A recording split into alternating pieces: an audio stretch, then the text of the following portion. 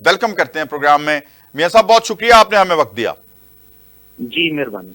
मियां साहब, ये जरा बताइए कि इस बिल के मंजूर होने के बाद पाकिस्तान जी की जो सियासत है उसके ऊपर क्या इम्पैक्ट होने जा रहा है?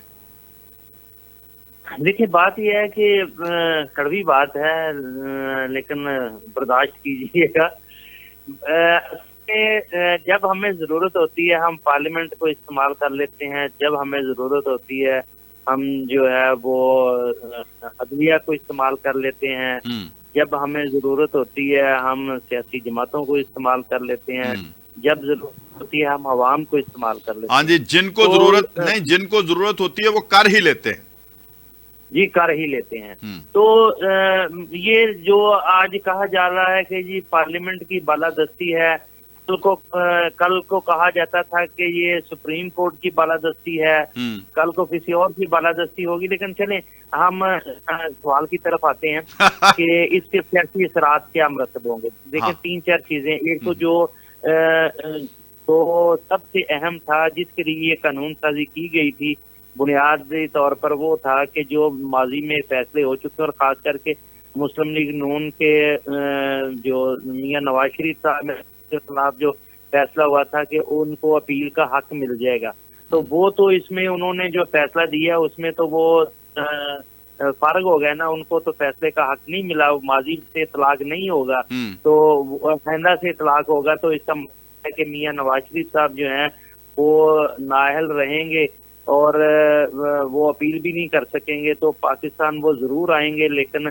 वो अपनी जमात के लिए कर सकेंगे। वो खुद प्राइम मिनिस्टर बनने वाली जो बात थी और जो ये एक बयानिया बनाया जा रहा था कि वो आकर पाकिस्तान को संवारेंगे और खुशहाली लाएंगे और वो चौथी बार वजीर आजम बनेंगे, वो वाला वर्क तो फट गया। अच्छा, इसमें एक थोड़ा सा मैं चाहूंगे आप वजाहत कर दीजिएगा, क्योंकि एक जो हमारा इलेक्शन कमीशन है उन्होंने कुछ अमेंडमेंट्स की हैं कानून में, जो ताहयात नाअहली है उसको उन्होंने खत्म कर दिया हुआ है और 5 साल तक नाअहली जो है उसका उन्होंने किया है। दूसरे नंबर पे जब एक चीफ जस्टिस ने अपना इख्तियार तकसीम कर दिया है कि अब सुओ मोटो जो है वो 3 लोग आपस में मशवरे के साथ उसके ऊपर कोई एक्शन करेंगे, तो ऐसा भी पॉसिबल है? जरा नाजरीन के लिए बताइए कि ये जो किसी के साथ ज्यादती और नाहक किसी के ताहयात नाअहली, क्योंकि ये तो एक ब्लैक कानून है, ये तो अता बंदयाल साहब भी कह चुके,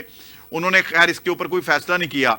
तो अगर सुओ मोटो का अख्तियार है सुप्रीम कोर्ट के पास, 3 जजेस के पास, वो एक एक्शन ले सकते हैं, तो क्या इस पे सुओ मोटो नहीं हो सकता कि एक शख्स को ताहयात नाअहली जो है वो गलत दी गई? क्योंकि इसका इजहार आसमा जहांगीर जो कॉन्फ्रेंस हुआ करती है उसमें मौजूदा चीफ जस्टिस अपनी स्पीच में कर चुके हैं। असल में शमसी साहब, बात ये है कि ये समझने की जरूरत है, अगर तो मियां नवाज शरीफ साहब को चौथी बार प्राइम मिनिस्टर बनाना मकसूद है तो फिर तो रास्ता कोई ना कोई निकल आएगा। लेकिन अगर उनको रुकना है वो इस्तेमाल करना है तो उनको इसी तरह रखना और उनको चौथी बार प्राइम मिनिस्टर बनने से रोकना है, तो फिर जो है वो ये इसी तरह ही रहेगा, फिर कोई रास्ता निकालने की कोशिश भी नहीं की जाएगी। और मेरा ये ख्याल है, मेरा जाती ख्याल है। अच्छा मियां साहब, एक और बात है, क्योंकि आप जर्नलिस्ट हैं, हम भी आपके पीछे पीछे चलते हुए इसी सफर में हैं, तो मुझे ये भी जो है थोड़ा सा, क्योंकि मुबैना तौर पे हम बात ये कर लेते हैं कि हाथी के दांत खाने के और दिखाने के और, अगर इसमें माजी के फैसलों के ऊपर जो है अपील का हक दे दिया जाता तो ये तो बड़ी वाज़ेह कहानी आज हर जुबान पे होती कि ये नवाज शरीफ के लिए कानून बना है। तो क्या ऐसा नहीं आपको लगता कि हाथी के दांत खाने के और दिखाने के और? मैं इस पर कह सकता हूं, लेकिन बात आपकी बिल्कुल दुरुस्त है। अगर ये फैसला आता कि ये इसका इतलाक माजी से होगा तो फिर हर बंदे की जुबान पर ये होना था और ये तासर भी जाना था कि ये सुप्रीम कोर्ट ने जो है वो मियां नवाज शरीफ के लिए राह हमवार की और कहीं से ये अदालतें मैनेज हुई हैं। तो चलें, कम अज कम इतना जरूर है कि अदलिया जो है वो हमें गैर जानबदार नजर आती है और या नजर आने का एक सिलसिला शुरू हो गया।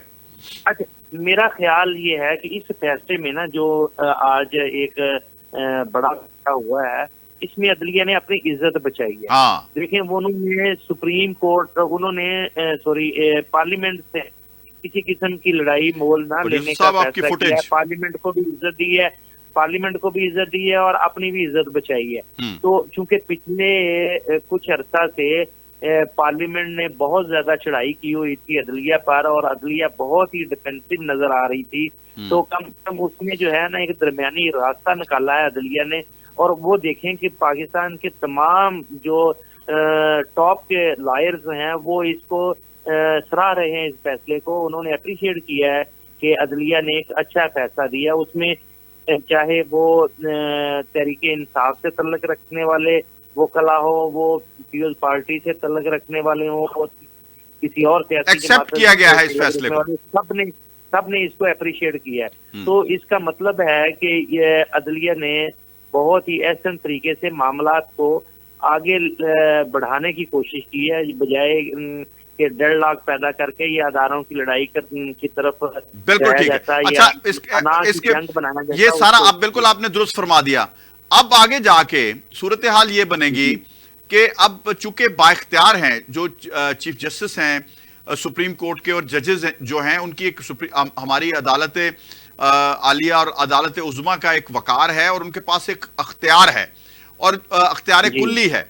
और वो जो अख्तियार है वो किसी भी वक्त किसी बेगुनाह की बेगुनाही को साबित करने के लिए वो इस्तेमाल किया जा सकता है। अगर किसी के साथ जुल्म हुआ है तो जुल्म को जो है खत्म करने के लिए उसकी हिस्ट्री लिखी जा सकती है तारीख में। अगर भुट्टो केस खुल सकता है, अगर हो सकता है ऐसे फैसले आए, और हो सकता है जो जिन फैसलों को पेंडिंग किया गया है वो अब अभी जेर बहस आ जाएं। और इसी तरह नवाज शरीफ का भी फैसला रिव्यू में जो है, रिव्यू तो नवाज शरीफ के पास मौजूद है ना, हक रिव्यू का तो मौजूद है। अब वो लोग नहीं होंगे जो नवाज शरीफ के खिलाफ फैसले देने में थे, तो इसमें आप क्या ख्याल है? देखिए, मेरा नहीं ख्याल कि ये मेरी एक सोच है, मेरा नहीं ख्याल कि ये ऐसा मुमकिन हो सकेगा, क्योंकि गड़े मुर्दे उखाड़ना जो है ना पाकिस्तान में इसकी रवायत नहीं है, बल्कि हम हर मामले में मट्टी पाओ वाला फार्मूला जो है उसके तहत आगे बढ़ते हैं। पीछे जो मर्जी जिस तरह नवाज शरीफ के बयानिए पे मट्टी पा दी गई है आजकल, जी बिल्कुल ऐसी, एग्जैक्टली ऐसी। तो अगर देखें कि मियां नवाज शरीफ के मामले पे जो है वो रिव्यू लिया जाता है, तो फिर भुट्टो के केस पर भी रिव्यू लिया जाएगा। और फिर जो है बहुत सारे केसेस पाकिस्तान की तारीख के जो वजाहत तलब हैं वो सब और वैसे आप अपना ख्याल बता दीजिए कि क्या ऐसा होना नहीं चाहिए कि दूध का दूध पानी का पानी और फिर हम आगे बढ़ जाएं? नहीं, फिर आप जो है ना वो शुरू करें कि हमें पाकिस्तान के बाद से जो पाकिस्तान में जायदादों की लूट मार मची, जो जाली क्लेम अलाट किए गए, जो लोगों की हकदारों को हक ना मिला और जो हकदार नहीं थे उन्होंने लंबी लंबी जागीरें बना ली, वहां से आप शुरू करें। और फिर जो फातिमा जिन्ना के साथ ज्यादती हुई उसका लें, और सबसे बढ़कर जो है वो पाकिस्तान जो दो टुकड़े हुआ उसका हिसाब लिया जाए, बेनजीर के कत्ल का, यानी हमीदुर रहमान कमीशन भी जो है उसकी रिपोर्ट भी शाया की जाए। जी बिल्कुल, बेशुमार चीजें, वही तो मैं कह रहा हूँ कि पाकिस्तान के तो हर लम्हे पे जो है ना, हर 2-4 साल की तारीख में कोई ना कोई ऐसा ब्लंडर हुआ है जो वजाहत तलब है। लेकिन उस पे हमने पाकिस्तान की पूरी हिस्ट्री है कि हमने मट्टी डाली है, हमने उसको क्लियर नहीं किया, हमने उसमें लोगों में बहाम रखा है, लोगों में उसकी वजाहत नहीं की कि असल हकायक क्या थे, क्या मामला थे। तो मेरा ख्याल है कि ये इसी तरह ही चलना है। ये रिव्यू वाले मामला अगर उखाड़े गए तो फिर बहुत बात आगे तक। बहुत बहुत शुक्रिया जनाब मोहतरम मियां हबीब साहब, आपने हमें ज्वाइन किया।